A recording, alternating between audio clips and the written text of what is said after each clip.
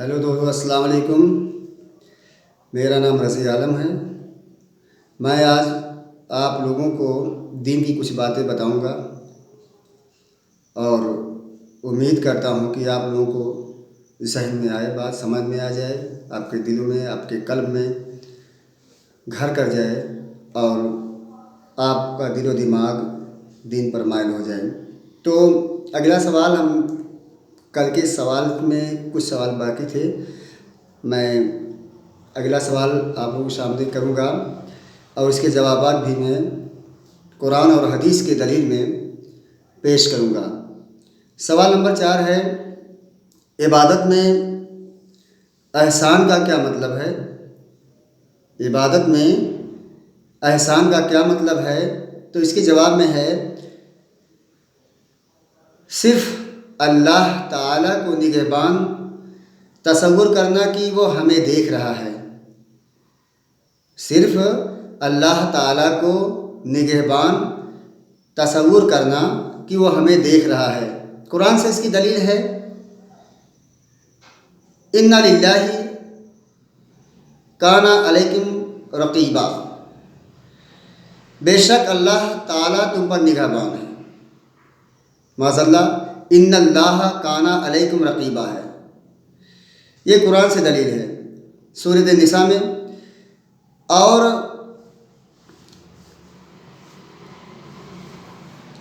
اگلی دلیل ہے کہ الذی یراک حین تقوم، جو تجھے دیکھتا رہتا ہے جب تم کھڑے ہوتے ہو۔ یعنی جب ہم نماز میں کھڑے ہوتے ہیں تو اللہ تبارک و تعالیٰ ہم کو دیکھتا ہے، اور ہم بھلے اللہ کو نہ دیکھ سکیں لیکن ہمیں احساس رہتا ہے کہ ہم اللہ کی بارگاہ میں کھڑے ہیں، اللہ کے سامنے کھڑے ہیں۔ اسی ڈر سے ہم اپنے عبادت کو، نماز کو ادا کرتے ہیں، کیونکہ اللہ تبارک تعالیٰ ہر جگہ دیکھ رہا ہے، اللہ سن رہا ہے، وہ ہماری نگہبانی کر رہا ہے۔ حدیث پاک میں آیا ہے، احسان یہ ہے کہ تم اللہ تعالیٰ کی عبادت اس طرح کرو گویا تم اسے دیکھ رہے ہو، اور اگر تم اسے نہیں دیکھ رہے ہو تو وہ تمہیں دیکھ رہا ہے۔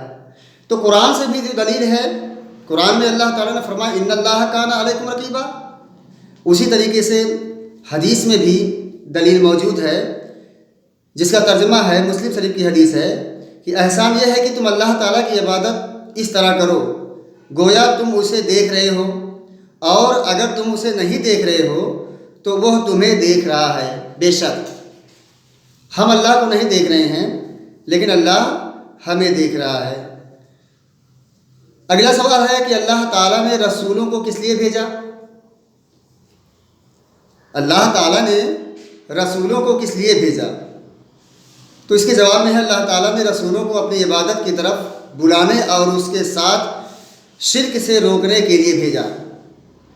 اب شرک کیا ہے، کیا حلال ہے، کیا حرام ہے، عبادت کیسی ہونی چاہیے، کیا چیزیں عبادت ہیں، یہ ہمیں اللہ کے نبی اور رسول سے ملے، انہوں نے اللہ کی باتیں ہمیں بتائی اور اسلام کے پورے طور طریقے کو بتایا۔ تو ہم اللہ کے ساتھ کسی کو شریک نہ کر سکیں، ہم اللہ کی ہی عبادت کریں، اللہ کی عبادت کی طرف بلائیں، یہ چیزیں ہم کو رسول پاک صلی اللہ علیہ وسلم یعنی رسولوں سے ملا۔ قرآن سے دلیل ہے، اس کا ترجمہ ہے، ہم نے ہر امت میں رسول بھیجے کہ لوگوں اللہ کی عبادت کرو اور طاغوت سے بچو، یہ قرآن سے دلیل ہے۔ اور دوسری دلیل حدیث سے بھی ہے، تمام انبیاء کرام بھائی بھائی ہیں اور ان سب کا دین ایک ہے، یعنی تمام رسولوں میں توحید کی دعوت دی، یعنی جتنے انبیاء آئے، جتنے رسول آئے، سب نے اللہ کی وحدانیت کی جو ہے دعوت دی ہے کہ اللہ ایک ہے، اللہ کا کوئی شریک نہیں ہے، ہمیں اللہ کی عبادت کرنی چاہیے۔ یہ ساری چیزیں جتنے انبیاء اور رسول آئے ہیں سب نے اس کی دعوت دی ہے۔ سوال نمبر 6 ہے، صرف ایک معبود ماننے کا کیا مطلب ہے؟ صرف ایک معبود ماننے کا مطلب یہ ہے کہ ایک معبود ماننے کا مطلب یہ ہے کہ عبادت صرف اسی ایک کے لیے ہو، مثلاً دعا، نظر و نیاز اسی ایک کے لیے ہو، اور حکم صرف اسی کا ہو۔ یعنی جو بھی چیزیں ہم کریں، نماز ہے اور نظر و نیاز ہے، ذبیحہ ہے، روزہ ہے، یعنی جتنے بھی نیک کام ہیں سب کے سب جو ہے ہم صرف اللہ کے لیے ہی کریں، کسی اور کے لیے نہ کریں۔ کیونکہ اگر ہم اللہ کے علاوہ کسی اور کے لیے کوئی کام کرتے ہیں دین کا یا عبادت کے طریقے کا، یا عبادت ہم کرتے ہیں اور کسی اور کا نام لے کر کے، تو ہم شرک ہو جاتا ہے، ہم غافل ہو جاتے ہیں، ہم گنہگار کے مستحق ہو جائیں گے۔ اب اس کی دلیل ہے قرآن سے ہے۔ سو اے نبی، اللہ نے فرمایا اے نبی آپ یقین کر لیں کہ اللہ کے سوا کوئی معبود نہیں، یعنی اللہ کے سوا کوئی معبود برحق نہیں۔ اب اللہ تعالیٰ قرآن پاک میں سورہ محمد میں فرماتا ہے کہ اللہ کے سوا کوئی عبادت کے لائق نہیں ہے، صرف اللہ ہی معبود ہے، تو ہمیں کسی اور کی جو ہے عبادت کرنے کی ضرورت نہیں ہے۔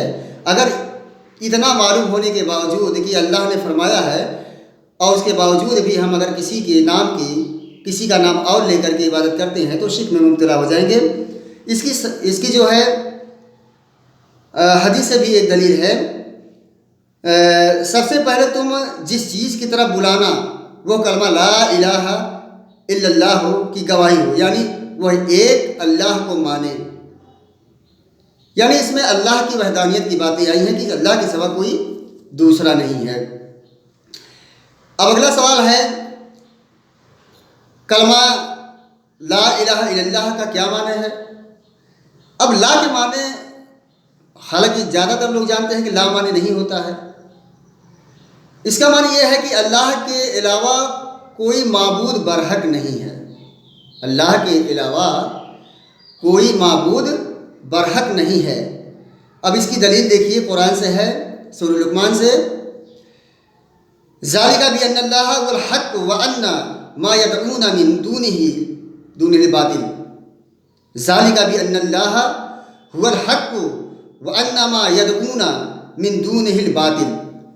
اس کا ترجمہ ہے یہ سب انتظامات، یہ سب مطلب جو انتظام ہیں اس وجہ سے ہے کہ اللہ تعالیٰ حق ہے اور اس کے سوا جن کو لوگ پکارتے ہیں سب باطل ہیں، جھوٹے ہیں، یعنی صرف اللہ ہی سچا ہے، اللہ ہی حق ہے، اور اللہ کے سوا اگر کسی دوسرے کو ہم آواز دیتے ہیں، دوسرے کی سے مدد مانگتے ہیں، سب گنہگار، یعنی وہ جھوٹا ہے، باطل ہے۔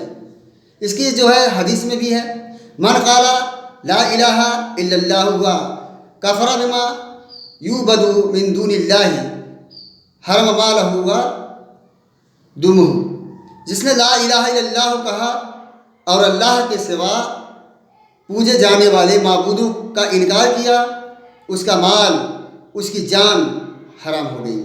یہ مسلم شریف کی حدیث میں ہے کہ جس نے لا الہ الا اللہ کہا اور اس کے سوا پوجے جانے والے معبود کا انکار کیا، اس کا مال اور اس کی جان حرام ہو گئی۔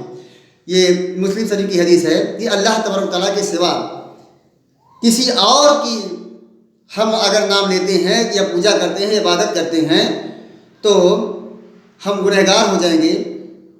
ہمیں لا الہ الا اللہ پر عمل کرنا ضروری ہے کہ اللہ کے سوا کوئی معبود برحق نہیں ہے۔ اب اسی کے ساتھ اگلا سوال آتا ہے کہ اللہ تعالیٰ کو اس کی صفات میں اکیلا ماننے کا کیا مطلب ہے؟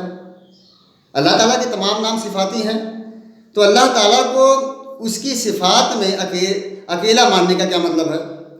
جواب، اللہ تعالیٰ نے اپنے رسول اللہ تعالیٰ نے اپنے آپ کو یا رسول اللہ نے اللہ تعالیٰ کو جن صفتوں سے متصف کیا ہے انہیں اللہ تعالیٰ ہی کے لیے ثابت ماننا۔